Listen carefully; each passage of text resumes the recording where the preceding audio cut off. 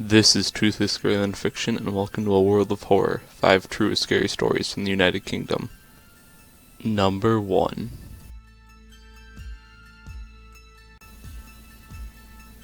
When my girlfriend goes to my house, strange things start to happen.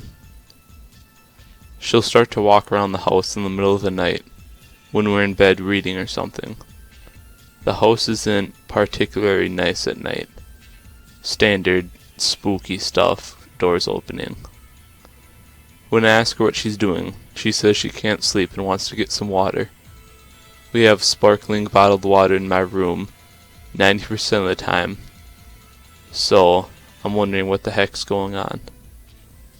She goes and comes back with a glass of water, and then goes to get another one once she drinks the first one. This is odd behavior to me, as she doesn't do this at our place. She also talks in her sleep in her native language, and does this only at my house. I don't speak Lithuanian, so I don't know what she's saying. I get very drunk one night, and my family friend tells me that there's a woman and a little girl looking out for us in London. What the hell are you talking about, man? I'm too drunk to comprehend what he's saying, and I think nothing of it, until recently. I want to speak to whoever told me that, but I won't have a chance to until next year. Number 2. I used to work as a senior support worker / deputy manager out of a Respite care home in rural Wales. It had the highest number of autistic people and mentally challenged people per population out of the entire United Kingdom. We would often deal with people who were wheelchair bound, would never learn to walk, talk, feed themselves, or even go to the bathroom. Often we would have to pull an all-night walking shift with only one guest in the house. It had one wheelchair-friendly downstairs room and 3 upstairs rooms. There was one upstairs room, room number 3, that no one liked to go into. Support workers, guests, or otherwise. It was always unnaturally cold compared to the rest of the house, and no one knew why. Other support workers would lock the door if there was no one in it, going so far as to double lock it, where the lock could be turned twice to go farther into the door frame. I would berate people, but, understandingly, I would not punish them for doing this. I would spend as many waking nights on site as my staff, staying awake, checking on the guests, filling in paperwork, and watching bad DVDs and posting from the Wi-Fi on my netbook. One night I hear footsteps upstairs, so I go and check all the doors. They're all locked. The only guy we have currently staying with us can't walk or even move without human assistance, and he's asleep. I go upstairs. Nothing. This happens twice more during that night. Over the course of 2.5 years, this progressed to turning door handles both upstairs and downstairs.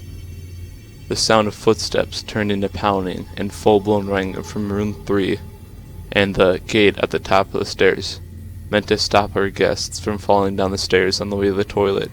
Eventually, the house was shut down by a local authority due to funding issues, and the place was put up for sale.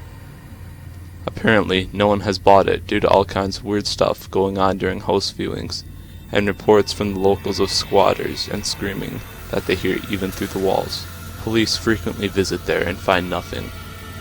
It's been 2 years now, and the local council is talking about knocking it down. I say, let them. Number 3. I was 17 years old at this time, living in the rural UK. I was out in the streets, drinking and smoking, till stupid o'clock. My group of friends started to disperse as people went home.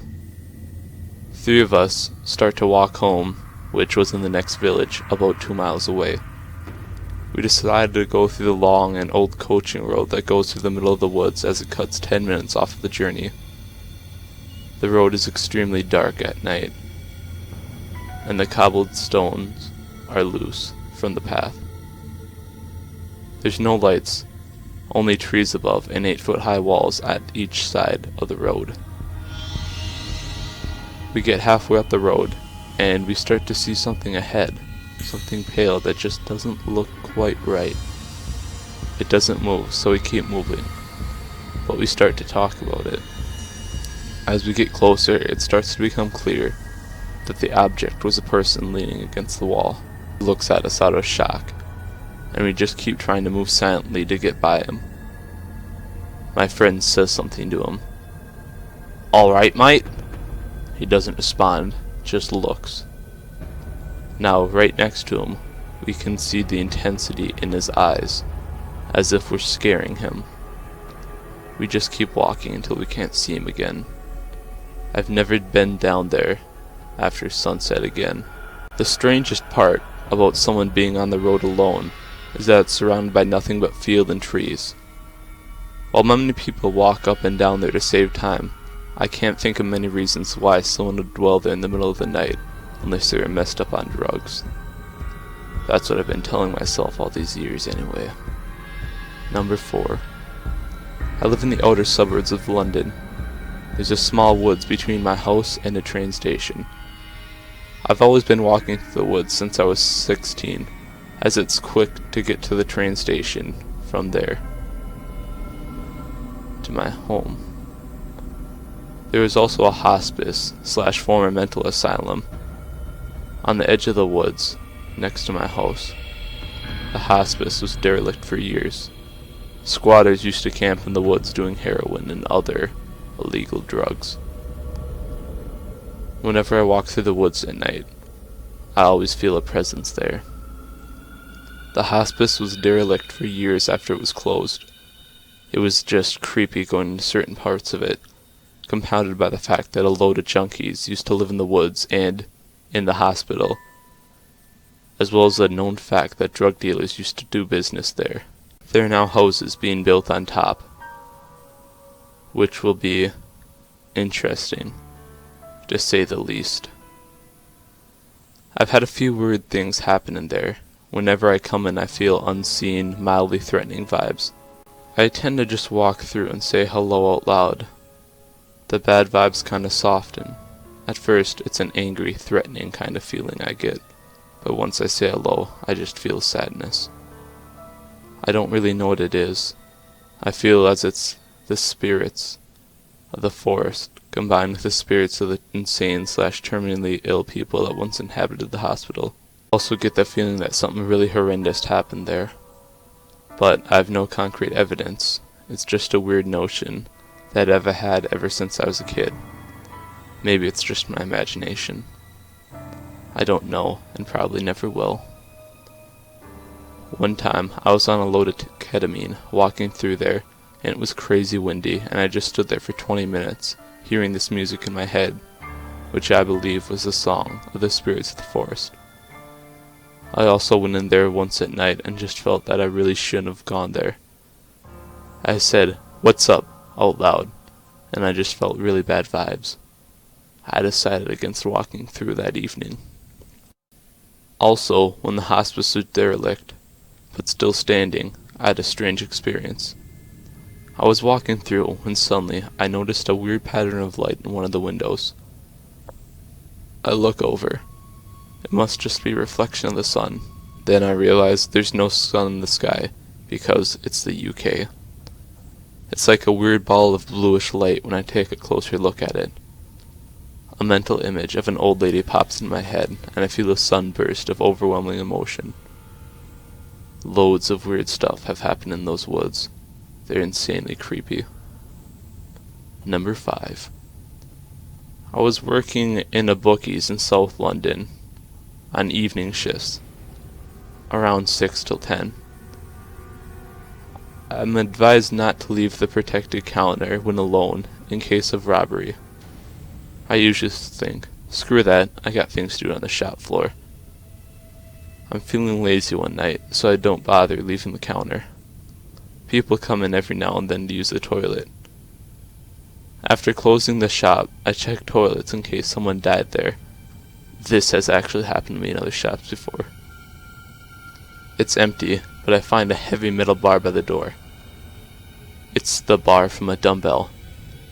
I realized that someone's waiting in the toilet ready to bash my head in when I left the counter, but I either got bored waiting or cold feet. Or something. My laziness saved my life. I never leave the counter anymore. The feelings got even worse when someone actually did get robbed one night a few months later. Thankfully for me, I wasn't working there.